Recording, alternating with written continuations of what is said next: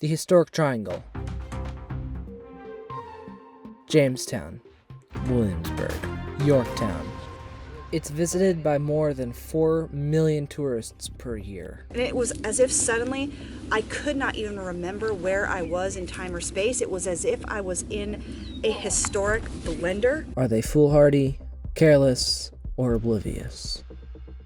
Whatever the case may be, once they've entered that maze, they may just find themselves trapped. Forever. Well, it started out fine. We took the free shuttle from the visitor center, and that was really nice. Like, we're off to a great start. We can just leave the car and just get lost there. And I guess that's kind of what we did. We almost didn't even know where to start, much less how to end. I think that's sort of the problem. If you don't even know where to start, it's like, how can we ever even end, you know?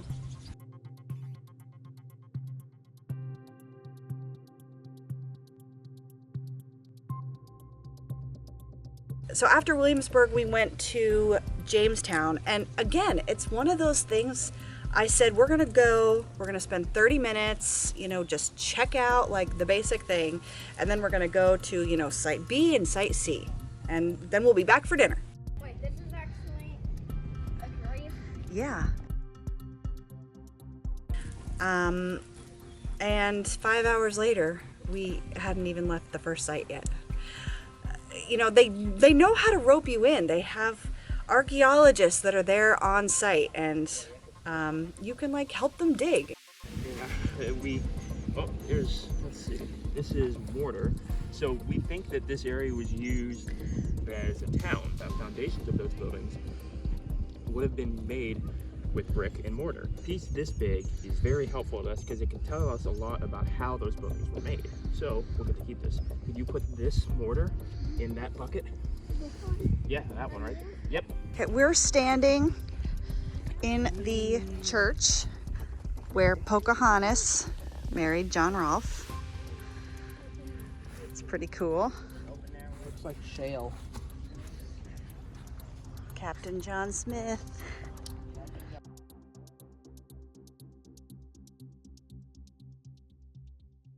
We woke up early every morning, and it was like no matter how much we saw, there was always so much more to see.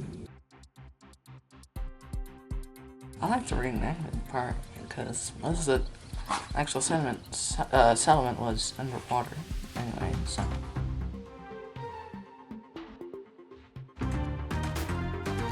So they had very good interpreters, reenactors, very friendly, and they really knew everything about their job. I think I prefer the ambulance. Really? This must be the captain's quarters. Pretty cushy.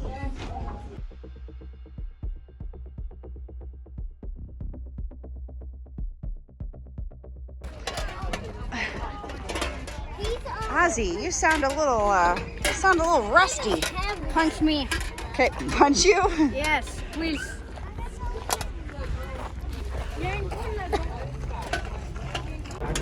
Now punch. No. And they made most of their gear, like their nails and some of their armor. They had like one of the top 10 blacksmiths in America there. This one very good interpreter, Samuel, he was very passionate about his job. He was very good at it. He knew everything about the trade. He had gone there since he was like a little kid. We asked him how long he'd been there, and he said he showed us a picture when he was 2 years old, and he just found that he couldn't really leave, so he became a reenactor.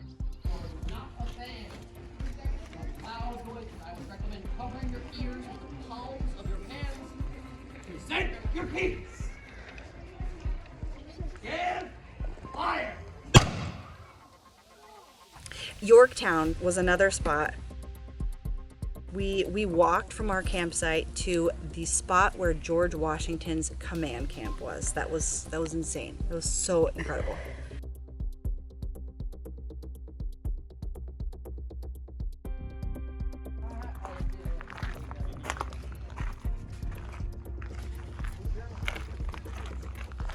Elements of field fortification. This is a good soldier right here. Da da da da da da. That means it's time to go to bed. Da da da.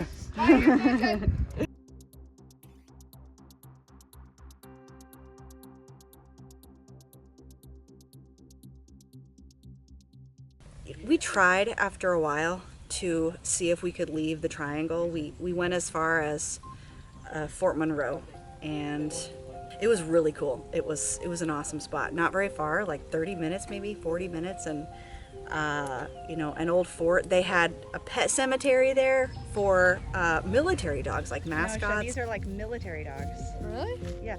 Lassie. It's the greatest name for a dog.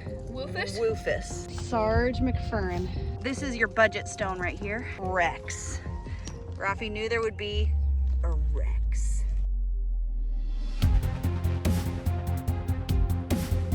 It was the fort where Jefferson Davis was imprisoned for 2 years. Oh wow, there's the what? Oh my gosh. Very, very subtle. We're not gonna gloat or anything, but we just want to make sure that you feel defeated. Never forget who won, just in case you forgot. The thing is with the historic triangle is it's not just Jamestown, Williamsburg, Yorktown. It's like there's so much more just in that area.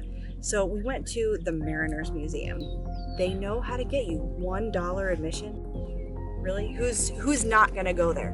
We are like really into ironclads, and this is the foundation that was responsible for bringing up the Union ironclad from the historic Hampton Roads battle.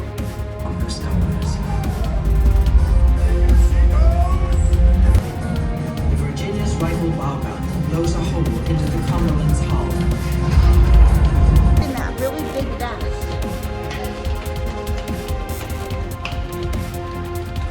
Turret of the USS Monitor is there. It is right there.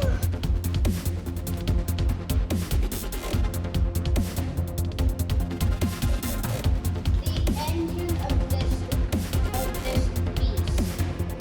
Now what? This is when they brought it up from the bottle. The engine during treatments in 2012. This is how it is now.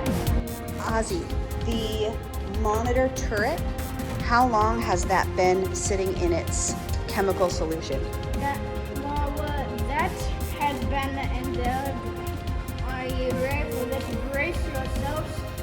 That has been in there for 12 years. What? That's the longest bath ever. To see the red lantern still flashing that they pulled up. Red signal lantern before it disappeared.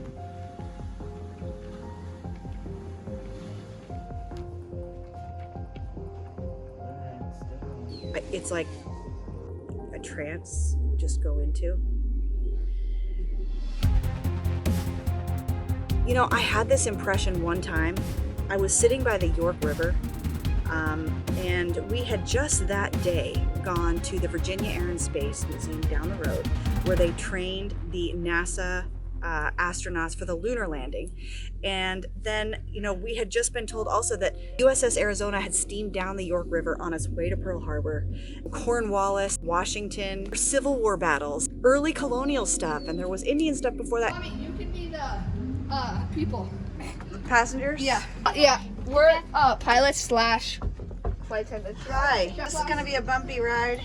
Events from every century and every decade, and it was all just jumbling me together until I couldn't even remember when I was. Like, people talk about not knowing where they were, but I just didn't even know when I was. I'm just thankful to the presidents of the United States. Without them, we'd still be there. The only reason that we could muster the strength to leave was because we knew we had Mount Vernon and Monticello to visit. If not for them, we would still be there. I feel like we got sucked in and we very nearly didn't make it out.